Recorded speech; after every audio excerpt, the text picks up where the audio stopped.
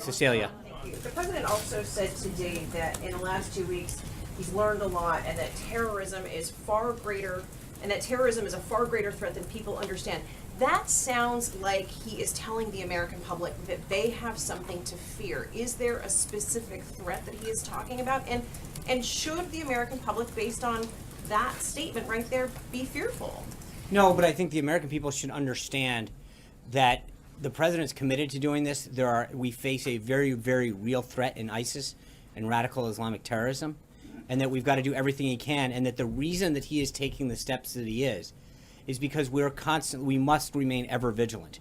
We can't let our guard down. We have to be ahead of the curve, and that the president is going to take the steps necessary to protect this country and its people.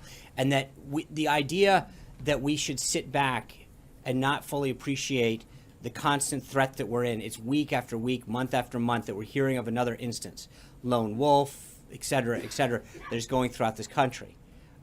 Throughout the world. My apologies. And so I think what the president's doing is trying to make sure that the American people understand that he's doing everything he can to protect them and to keep our institutions and our people safe.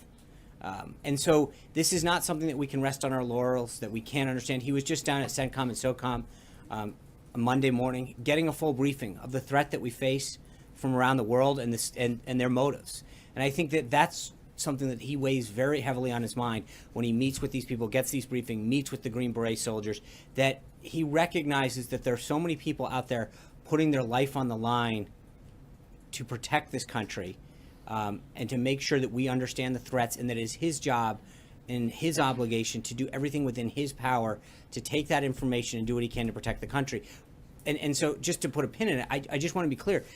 While we may not face an imminent threat today, we don't know when that next threat comes. Is it next week? Is it next month? Is it next year? But the president wants to get ahead of the curve and make sure that we're not talking about what we should have done, but taking every step necessary to make sure that it doesn't happen. Steve. But is the threat today greater than it was yesterday or last week? Because that's what he's saying. I understand what he's saying. What I'm telling you is that we shouldn't ever be behind the curve on the threats that this country faces. We should make sure we don't know when the next one's coming. We don't know when the next lone wolf is coming. We don't know when the next attack is. We've got amazing intelligence that's trying to root out and make sure that it doesn't happen again. But what we can't do is wait for the next attack to come and say, I wish we had done the following. And the steps that he's taken are proactively making this country and our people safer. Steve. Sean, what was the